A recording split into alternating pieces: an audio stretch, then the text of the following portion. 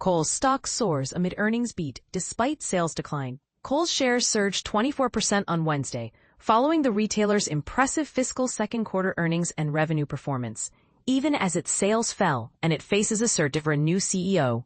The Wisconsin-based department store adjusted its full-year sales guidance to reflect a higher sales range, now anticipating a 5% to 6% decline in net sales. Previously, it had expected a 5% to 7% drop, highlighting the volatility in its market position. The company also revised its full-year earnings per share (EPS) guidance, projecting a range of 50 cents to 80 cents adjusted for factors like one-time costs and legal settlements. This contrasts with its prior outlook of 10 cents to 60 cents, which was unadjusted. During its earnings call, interim CEO Michael Bender attributed slower sales to the broader economic climate, noting that lower and middle-income consumers are shifting toward cheaper brands. However, he emphasized the company's efforts to correct these mistakes, including reintroducing the petite section, reintroducing jewelry to stores, a category it had phased out to make room for Sephora, and focusing on exclusive brands with lower price points. Bender acknowledged that while the company is working to regain customer trust, he did not specify when sales growth will resume. All of its initiatives aim to attract returning customers or those who have reduced their spending at Kohl's. We know our path to long-term success is to restore growth, he stated. By Wednesday's close, Kohl's shares were up 24% to $16.17, with the stock posting a 14% gain this year, outpacing the S&P 500's 10% rise during the same period. Here's how Kohl's performed in the three-month period ending August 2nd compared to Wall Street's expectations, based on analyst surveys by LSEG. Earnings per share, 56 cents adjusted versus 29 cents expected.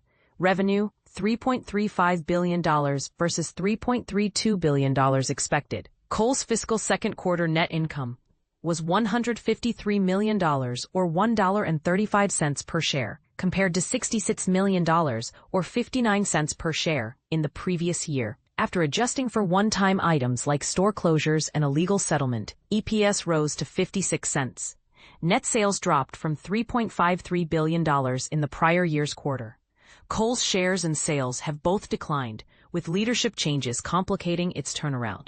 Annual revenue has fallen for 3 consecutive years, and its market value, once around $7 billion, has plummeted to roughly $1.5 billion. The company has seen 3 CEOs in the past few years, a trend that has strained its operations. Leadership changes began in late 2022 when Kohl CEO Michelle Gass left to become president and eventual CEO of Levi Strauss. Tom Kingsbury, a board member and former Burlington Stores CEO, succeeded her. In November, Kohl's announced Kingsbury would step down after 2 years and named Ashley Buchanan, the then CEO of Michaels and a Walmart Sam's Club veteran, as his successor. Less than 4 months later, Kohl's fired Buchanan after an investigation revealed he sought deals with a vendor owned by his girlfriend.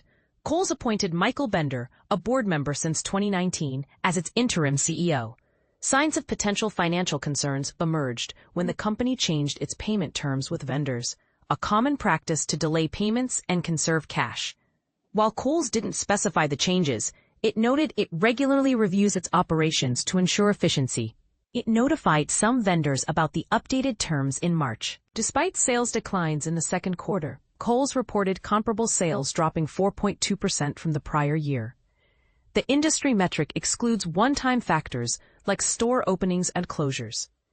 However, Bender emphasized that the fiscal second quarter's results reflect progress, noting inventory reductions, cost-cutting, and improved customer traction. Inventory at the end of the quarter stood at $3 billion, a 5% decrease from the previous year. Sales trends improved throughout the quarter, with the weakest performance in May, improvement in June, and the strongest month in July. July's comparable sales matched the year-ago period. Men's and kids' categories were the weakest, as customers bought fewer spring clothing items. Meanwhile, Kohl's sales were stronger for dresses, kids' footwear, home decor, and its lower-priced exclusive brands. Bender highlighted the company's effort to balance national brand recognition with unique merchandise available only at Kohl's. it debuted 3 exclusive home brands and expanded its FLX activewear line to the kids category. Its own brands, priced lower, appeal to value-conscious shoppers. In spring, Kohl's completed the final rollout of Sephora shops across all stores. Bender praised the beauty shops for delivering as intended and attracting younger customers.